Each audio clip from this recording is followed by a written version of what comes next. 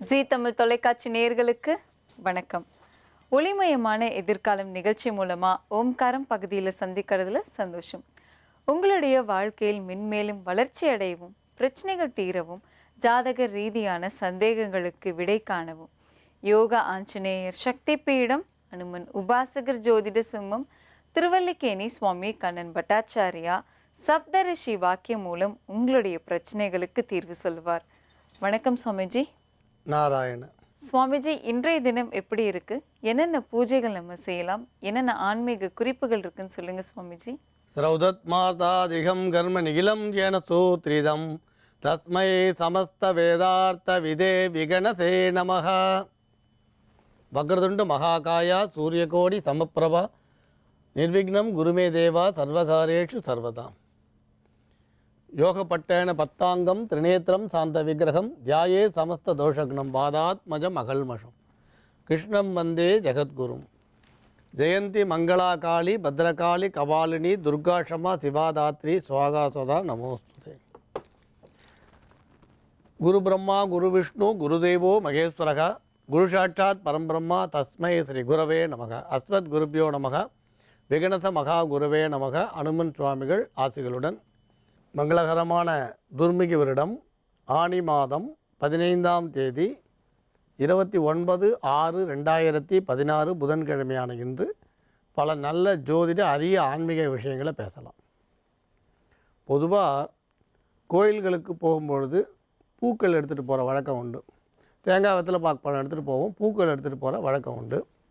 வீடுகள்லேயும் பார்த்திங்கன்னா அந்த பூஜைன்னு சொன்ன உடனே நமக்கு முதல்ல ஞாபகம் வருது பூ தான். ஏன்னா தினமும் நம்ம தேங்காய் உடைச்சி சுவாமிக்கு நைவேத்தியம் பண்ணலைன்னா கூட கல்கண்டு நைவேத்தியம் பண்ணுவோம். சில பேர் வெத்தலை பாக்கு பழம் மட்டும் நைவேத்தியம் பண்ணுவோம். ஆனால் அந்த பூ இல்லாத பூஜைகளை நம்ம பார்க்க முடியாது.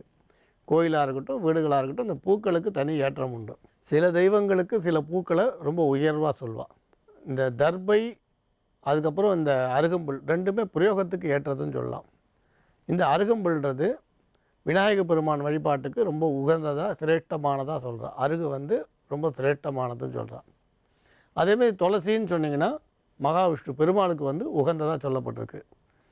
மகாலட்சுமியை தாமரை பூவால் பூஜிக்கிறது ரொம்ப சிரேஷ்டமானது.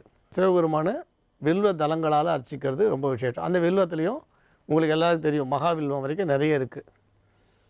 இப்போ இந்த மாதிரி சுவாமியை பூஜை பண்ணுறதுக்கு பூன்றது அவசியமான ஒன்று. ஆனால் இதே நேரத்தில் சில விஷயங்கள் நம்ம பார்க்கணும். சில பேர் பக்கத்து வீட்டில் பூத்துருக்கும், அப்படியே ரோட்டில் நடந்துகிட்டே போவா, காம்பவுண்டுக்கு வெளியில் அப்படியே அந்த பூ இருக்கும், அப்படியே பறிச்சுப்பா.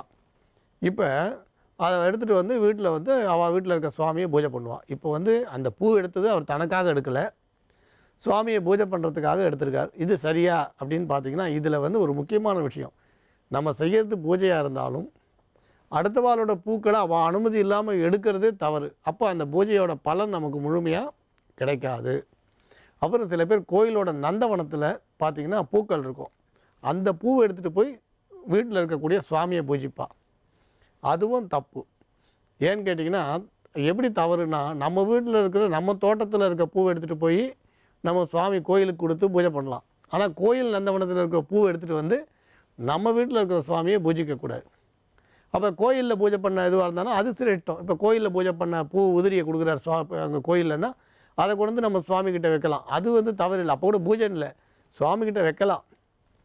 அப்போ எப்பயுமே வீடுகள்லேருந்து பூக்களை எடுத்து போய் கோயிலுக்கு கொடுக்கலாமே தவிர கோயிலுக்கு சொந்தமான இடத்துல இருக்க பூக்களை கொண்டு நம்ம வீட்டில் பூஜிக்கிறதுன்றது சரியானதாகாது. அதே மாதிரி மற்றவங்களோட தோட்டத்தில் இருக்கக்கூடிய பூக்களை அவங்க அனுமதி இல்லாமல் எடுத்து பறிக்கிச்சு பூஜை பண்ணுறதும் சரியாகாது. அப்போ நீங்கள் சொல்லலாம் அந்த பார்க்கு மாதிரி இடங்கள்ல இருக்கேன்னு, அதுவும் நமக்கு சொந்தம் கிடையாது. இப்போ பார்க்கு மாதிரி இருந்தால் அங்கே அழகாக இருக்கணும் தானே பூக்கள்லாம் வச்சுருக்கான்.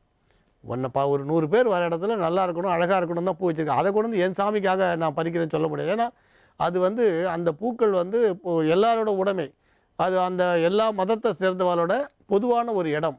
அங்கே பூக்கிற பூக்களையும் கொண்டு நம்ம பூஜிக்கக்கூடாது. அதேமாதிரி மயானத்தில் பூத்த பூக்களையும் கொண்டு பூஜிக்கக்கூடாது. பாழறிஞ்ச மண்டபங்களில் இருக்கிற பூக்களையும் கொண்டு பூஜிக்கக்கூடாது. இதெல்லாம் நம்ம தவிர்க்கணும்னு சொல்கிறோம். அசுத்தமான இடத்துல விழுந்த பூக்களையும் கொண்டு பூஜிக்கக்கூடாது. இதெல்லாம் நம்ம தவிர்க்க வேண்டியது. அதேமாதிரி பூக்களை உதிர்த்தம் பூஜிக்கக்கூடாது. இப்போ சாமந்தி பூ இருக்குன்னா அதை அப்படியே பிச்சு பூஜை பண்ணுறது, இல்லை ஒரு தாமரை பூ இருக்குன்னா